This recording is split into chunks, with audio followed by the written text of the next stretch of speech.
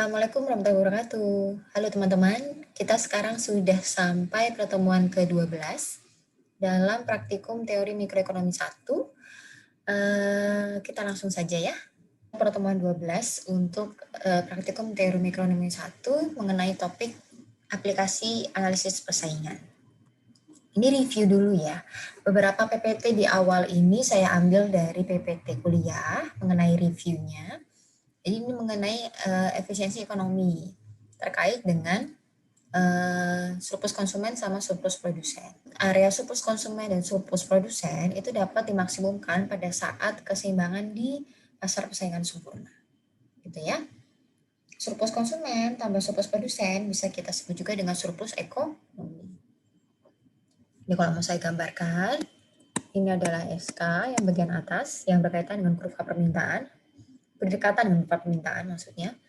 Lalu yang berdekatan dengan kurva supply adalah surplus produsen. Gitu ya. Lalu ini adalah adanya pajak dalam pasar. Gitu kan? Jadi pajak itu adalah perbedaan antara harga yang diterima oleh konsumen dengan harga yang diterima oleh produsen. Kemudian ketika adanya pajak ini akan menimbulkan namanya DWL, gitu kan, atau kerugian dalam pasar. DWL atau deadweight loss ini ditunjukkan oleh daerah segitiga yang diarsir, ini ya. Nah, kalau secara linier, penghitungan besar DWL ini bisa kita hitung melalui besaran luas segitiga. Nah, kalau yang ini analisis yang terkait dengan perdagangan internasional, gitu kan, baik adanya hambatan perdagangan maupun tidak ada. Nanti kalau nggak ada hambatan perdagangan bisa kita lihat contohnya dalam soal di slide selanjutnya. Baik, nah ini kalau misalkan harga dunia lebih rendah, kalau misalkan ada impor, ternyata barang yang diimpor itu mengikuti harga dunia dan harga dunia itu lebih rendah, maka mau tidak mau harga domestik akan mengikuti harga dunia. Kalau enggak ikut mengikuti harga dunia nanti tidak bisa bersaing. Ya kan? Kalau harga dunia lebih rendah, kemudian barang diimpor masuk ke pasar domestik, tapi ternyata barang lokal, barang produsen domestik harganya lebih mahal, ya nggak ada yang mau beli, ya kan? Konsumen akan lebih memilih untuk membeli barang yang lebih murah alias barang impor. Maka mau nggak mau supaya bisa bersaing, maka produksi domestik itu harganya harus ikut turun dan mengikuti harga dunia, gitu ya. Nah, ini nanti juga kalau ada hambatan perdagangan, yaitu ada tarif di sini, nanti akan muncul DWL yaitu segitiga dua ini. Gitu ya. Nanti selanjutnya akan kita bahas juga lebih dalam melalui soal-soal yang ada. Nah, ini soal pertama. Misal diketahui permintaan brokoli dinyatakan dengan QD 1000 minus 5P. Kemudian QS-nya 4P minus 80. Yang A ditanya kuantitas equilibrium, gitu kan, yang ditanya bukan kuantitasnya, tapi harga equilibriumnya berapa jika kuantitas equilibriumnya adalah 400. Gitu kan. Kemudian berapa total belanja untuk brokoli, berapa surplus konsumen, berapa surplus produsen saat keseimbangan. Itu yang A. Lalu yang B, berapa kerugian total pada SKSP jika ternyata Q-nya itu 300 dibandingkan dengan Q equilibrium sebelumnya yaitu 400. Yang C, berapakah kerugian yang dibagi jika P 140 dan jika P 95, kemudian gambarkan grafik. Oke, ini soal 1A ya, ini jawabannya. Ketika QD-nya 1000 minus 5P, QS-nya diketahui 4P minus 80, kemudian equilibriumnya sudah diketahui sebesar 400. Jadi kita tidak menghitung equilibrium kuantitas lagi ya. Kemudian ditanya berapakah harga equilibriumnya. Maka kita tinggal masukkan QE pada salah satu persamaan, gitu kan, dan ditemukan ternyata harganya sebesar 120. Gitu. Kemudian total belanjanya berarti besaran harga equilibrium dengan kuantitas equilibrium, yaitu 120 dikali dengan 400, jadi 48.000. Kemudian lagi, untuk menghitung SK dan SP, maka kita perlu menggambarkan grafiknya terlebih dahulu. Ini grafik yang sudah jadi. Kalau misalkan teman-teman mau menggambar dari awal, maka seperti biasa, kita bikin juga tabel seperti ini ya. Kemudian kita bikin ini QD, ini P, Kalau QD-nya 0, P-nya 200. Ketika P-nya 0, QD-nya 1000. Gitu ya. Berarti kalau misalkan ini mau gambarnya mau disempurnakan, seharusnya ini kurva D-nya kuantitinya sampai 1000 ya. Mungkin gambar saya yang sedikit kurang di sini, tapi teman-teman jadi bisa mencoba sendiri menyempurnakan gambar yang sudah ada. Dan kalau kita mau dari sisi kurva supply-nya, maka saya gambar di atas ini ya. QS dan P. Ya kan? Kalau QS-nya 0, maka P-nya harus berapa supaya QS-nya 0? Maka sebesar 20 di sini. Ya kan? Kalau mau P-nya 0, gitu kan, maka berapa QS-nya? QS-nya harus sebesar minus 8. Seperti itu ya. Harusnya kalau mau menyempurnakan lagi, di sebelah sini tuh ada harusnya minus 80. Gitu ya. Ini nanti menjadi titik-titik seperti ini. Tapi memang saya menggambarkannya langsung saja tadi.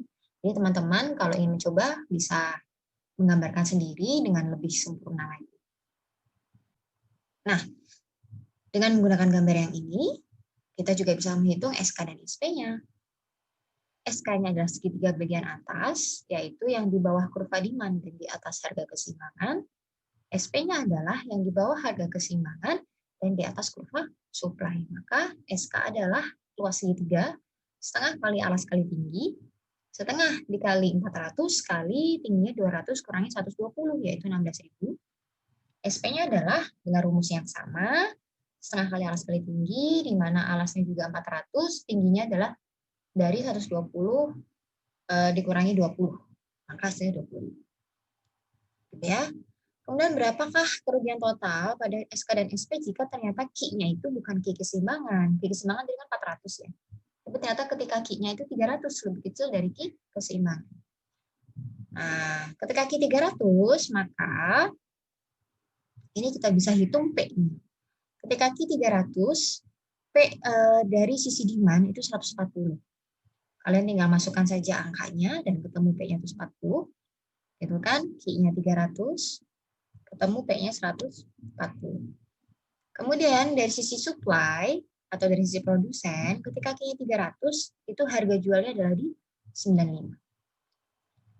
Kerugian totalnya yang mana? Ini kan tidak seimbang, toh? Bukan lagi keseimbangan pasar, berarti pasti ada kerugian yang dialami di sini. Kerugian totalnya adalah DWL, yaitu segitiga sebelah kanan, yang saya tandai di situ warna merah, maka besaran DWL-nya adalah luas segitiga, setengah kali alas kali tinggi, gitu kan, setengah kali 400 kurangi 300, ini bagian tingginya, kemudian alasnya adalah 140 kurangi 95, 140 kurangi 95, maka hasilnya adalah 2250. Untuk salah satu C, berapa banyak kerugian yang dibagi kalau ternyata harganya 140 dan kalau harganya di 95. Jadi ini ada dua kasus.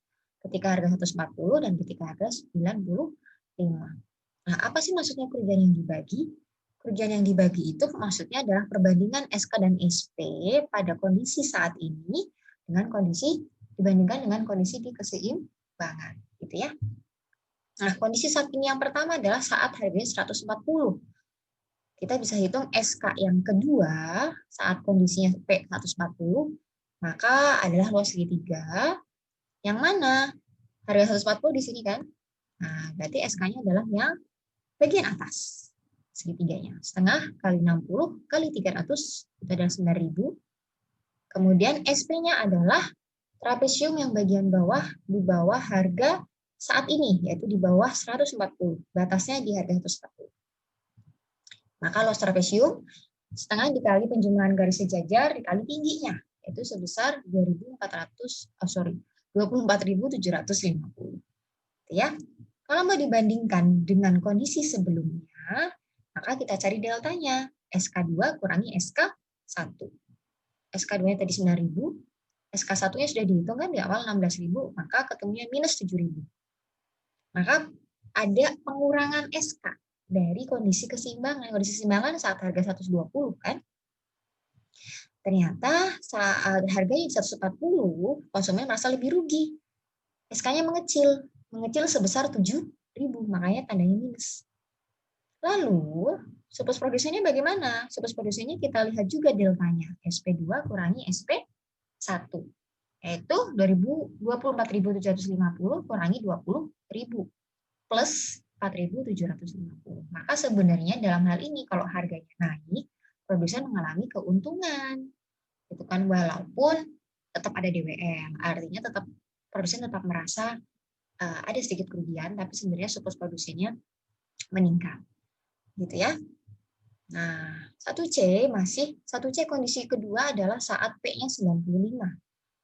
Gitu ya. Maka bagaimana ini SKSP yang berubah dibandingkan dengan kondisi equilibrium? Nah, saat P95, SK-nya menjadi trapesium. Kenapa? Kan harganya turun dari titik keseimbangan 120. Maka di sini SK3-nya jadi loss trapesium. Seperti itu rumusnya, hasilnya 22.500. Kemudian SP-nya adalah segitiga kecil di bawah, batasnya adalah 95. Karena ini adalah kondisi ketiga, kondisi P95 di soal 1C. Nah, SP3-nya adalah luas segitiga dengan rumusnya setengah kali arah segitiga tinggi, maka hasilnya 11.250. Lalu bagaimana transfer SKSP-nya? Kita bandingkan dengan kondisi equilibrium lagi, kondisi yang SK1 yang awal banget. Maka SK3-nya tadi SK3-nya yang sekarang adalah 22.500 dibandingkan dengan SK1 yang cuma 16.000. Maka ada peningkatan surplus konsumen dalam hal ini karena harganya murah toh. Kalau harganya lebih murah dari kondisi equilibrium, maka konsumen merasa diuntungkan. SK-nya positif. Lalu SP bagaimana? Karena harganya lebih rendah daripada equilibrium, SP-nya jadi minus dong. Bukan SP-nya minus, sorry. Perubahan SP-nya jadi mengecil, sehingga minus, di sini tandanya minus sebesar minus 8.750. Di sini produsen mengalami kerugian. Begitu ya soal nomor 1. Kalau misalkan ada yang mau ditanyakan, silahkan bisa langsung ke asisten praktikum masing-masing di kelas ya. Kita lanjut ke soal kedua, yaitu pemerintah ternyata dari soal yang pertama, tiba-tiba ada pajak sebesar $45. Bagaimana pengaruh pajak ini terhadap keseimbangan pasar dan bagaimana pembagian beban pajaknya antara pembeli dan penjual brokoli? Mari kita bahas. Jawaban nomor 2A, dengan fungsi yang sama dengan nomor 1, ternyata ada pajak sebesar 45. Lalu bagaimana keseimbangannya? Ini ya, teks itu adalah gap dari harga yang diterima produsen dengan harga yang diterima oleh konsumen, gitu ya. Ini sudah sesuai dengan review yang tadi kita sudah lakukan di awal ya. Di kuliah juga sudah disebutkan bahwa PD kurangi PS itu besaran pajak, gitu ya. Maka kita gunakan rumus itu. Kalau diubah ruas, PD atau harga yang diterima oleh konsumen akan sama dengan harga supply ditambah pajaknya, yaitu harga supply ditambah 45. Lalu kita bisa substitusikan fungsi ini ke dalam fungsi permintaan. QD adalah 1000 kurangi 5P. Ingat tadi ya, QD di dalam soal nomor 1 adalah 1000 kurangi 5P. Ini PD ya tentunya, karena P-nya ada di dalam fungsi permintaan.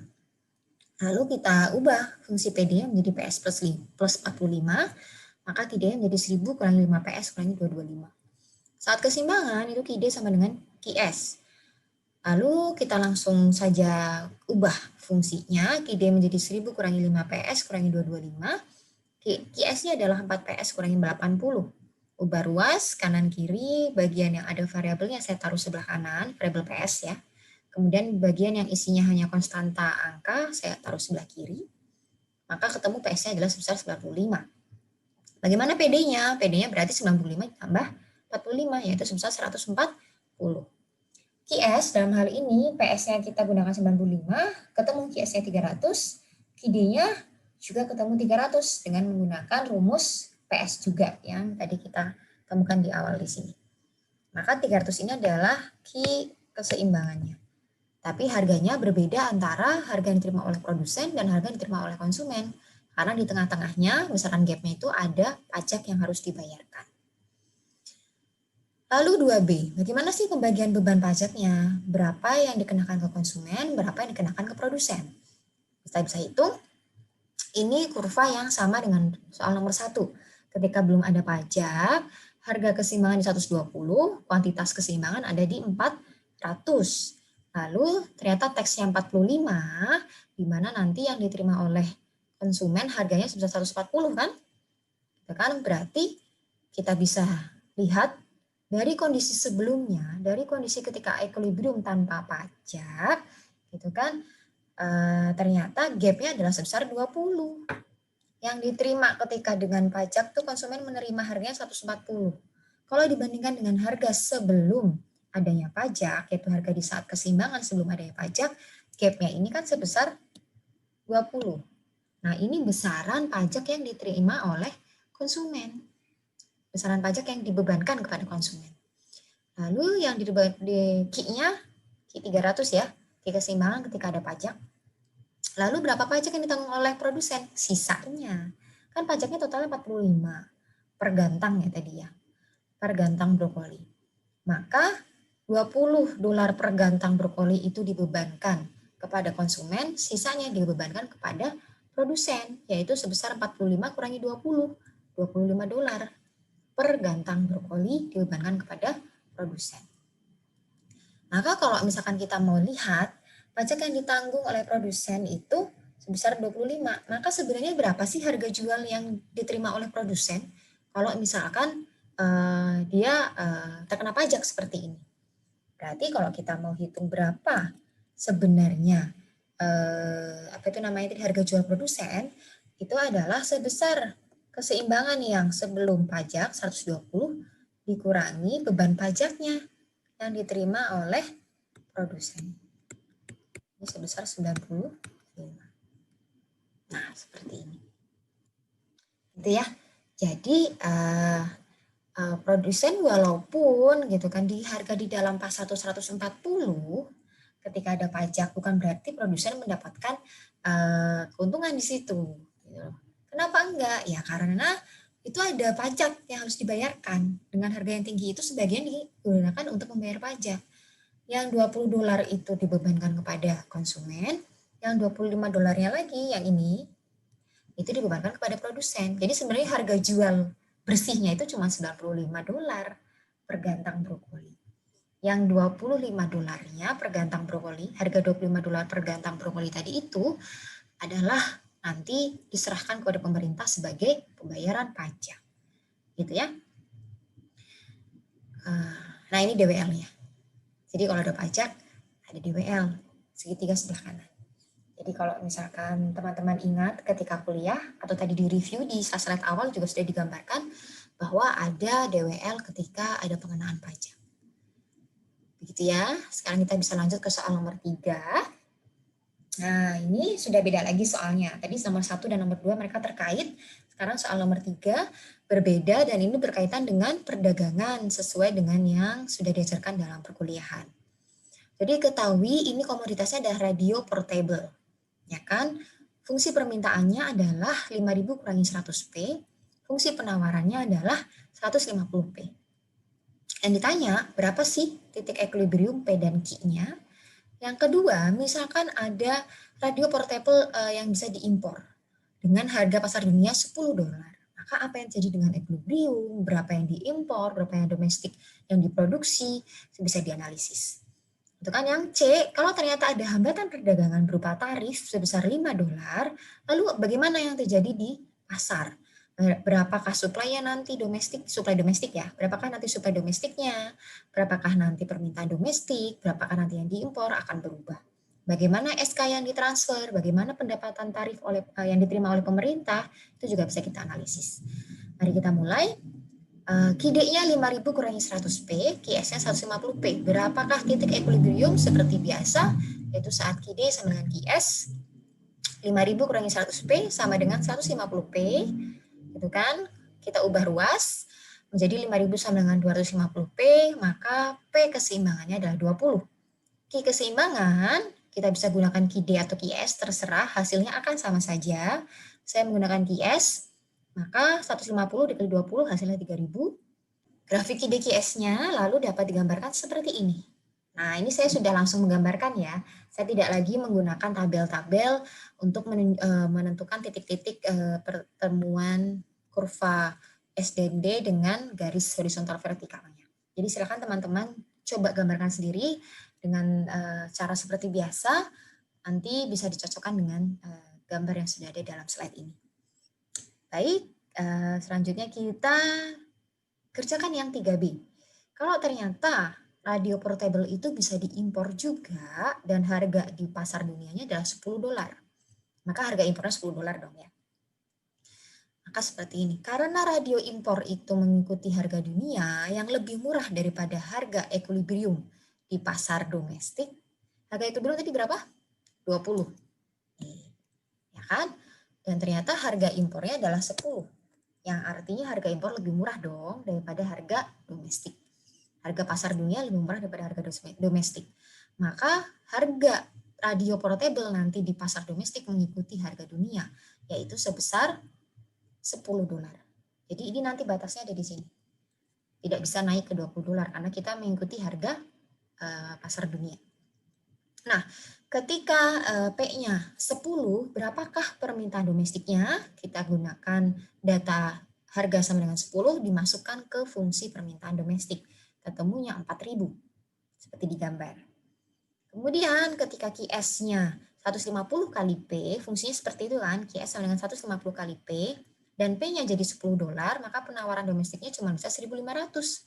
Ya dong, harganya kan tidak terlalu menarik bagi produsen. Maka produsen lokal ya mau nggak mau penawarannya turun sampai ke 1.500. Berarti di sini ada excess demand dong. Iya, karena permintaannya sampai 4.000 karena harganya murah. Tapi karena harga murah itu sendiri, produsen jadi tidak tertarik untuk berproduksi lebih banyak. Gitu kan? Maka terjadi excess demand. Berapa excess demand-nya? 4.000 kurangi 1.500. Dan excess demand ini yang nanti ditutupi oleh barang impor. Maka besarnya radio yang diimpor adalah, bukan besarnya ya, jumlahnya radio yang akan diimpor nanti berarti sebesar excess demand-nya, yaitu 4.000 kurangi 1.500, sebesar 2.500 unit. Oke, nah ini tambahan informasi, maka nanti surplus konsumennya setelah ada impor, belum ada tarif ya tapi, setelah ada impor menjadi segitiga besar.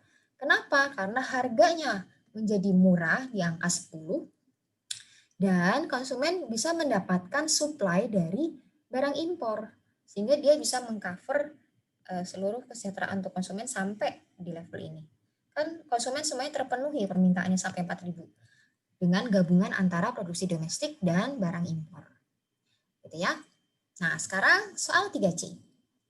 Kalau ternyata ada tarif, lalu bagaimana kondisi pasarnya sekarang?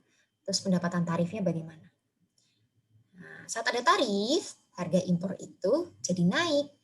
Ya kan 10 tambah $5 menjadi $15. Jadi tarif itu artinya pemerintah mengenakan tarif kepada importir gitu kan. Ini tarif impor ya kepada importir supaya ini sih intinya untuk melindungi produsen-produsen domestik ya, produsen-produsen dalam negeri. Jadi supaya harga itu bersaing, nggak rendah banget sampai ke 10. Jadi si importir dikasih tarif, kamu kalau mau impor radio portable, saya kenakan tarif $5 per unitnya. Itu. Jadi akhirnya kan harga di pasar mau nggak mau ya importir tidak mau rugi dong gitu. Mau nggak mau dia jualnya nanti di pasar domestik menjadi $15. Yang $5 yang dia bayarkan ke pemerintah itu dia dapatkan dari pembayaran konsumen kepada barang-barang impor tersebut. Maka harganya menjadi naik 10 plus 5 menjadi $15. Nah, gambarnya ini gambar awal di poin 3B. Harganya menjadi $15. Ini kan relatif lebih mahal daripada harga kalau nggak ada tarif kan. Lalu bagaimana dengan permintaannya? Ya karena harganya naik dari 10 ke 15, permintaannya berkurang dari 4.000 menjadi 3.500. Ini awal ketika belum ada tarif. Ketika ada tarif menjadi 3.500. Nah, lalu QS-nya bagaimana? QS-nya 150 kali 15 naik menjadi 2.250. Yang tadinya cuma 1.500, karena harganya jadi agak mahal di pasar, mereka mulai tertarik untuk produksi lebih banyak. Maka kiasnya naik menjadi 2.250. Nah, ini loh sebenarnya tujuan adanya tarif bagi importir itu adalah supaya produsen-produsen lokal domestik itu bisa bersaing juga. Dengan harga yang sedikit mahal, mereka bisa produksi lebih banyak. Gitu ya.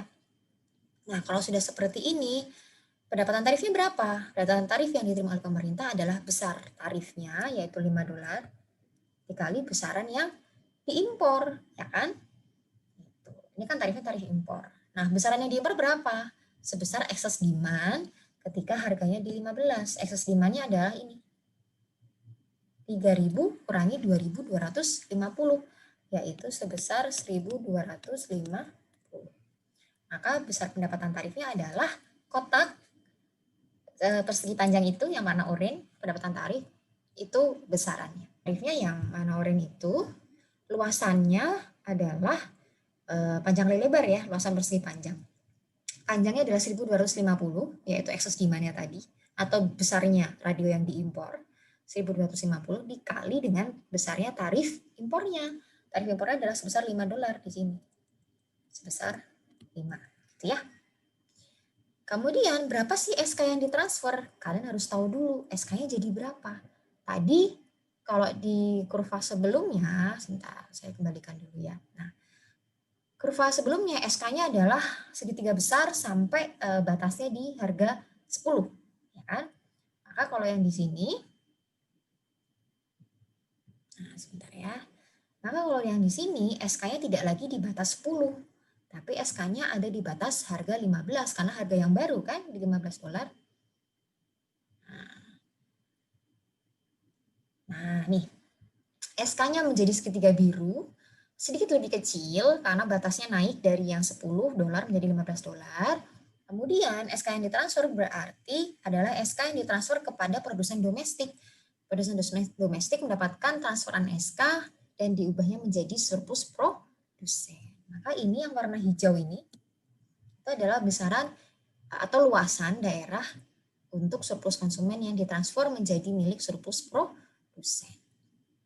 Gitu ya, bentuknya trapesium, maka SK ini besarannya adalah luas dari trapesium, setengah kali jumlah garis sejajar dikali tinggi, yaitu 9.375.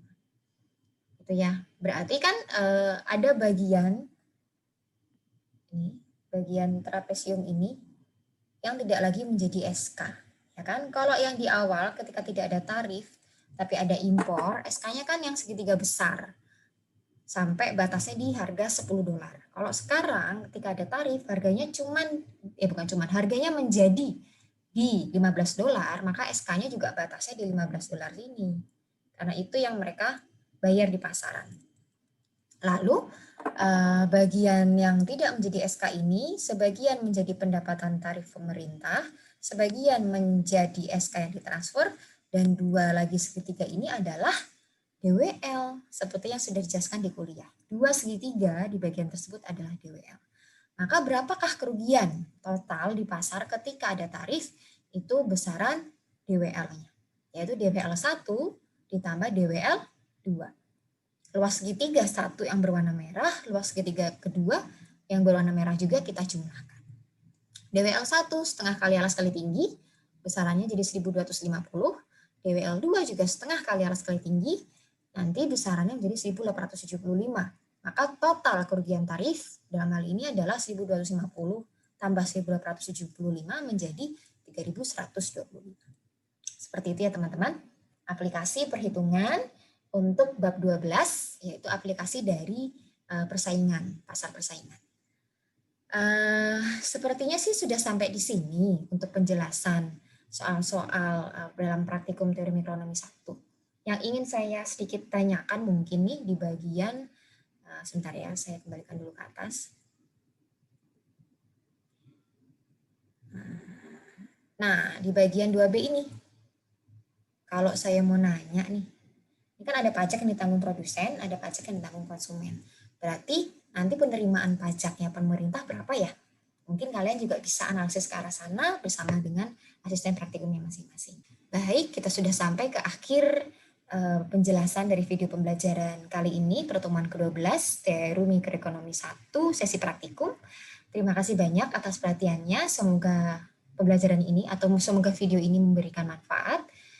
Sehat selalu dan terima kasih banyak sekali lagi. Assalamualaikum warahmatullahi wabarakatuh.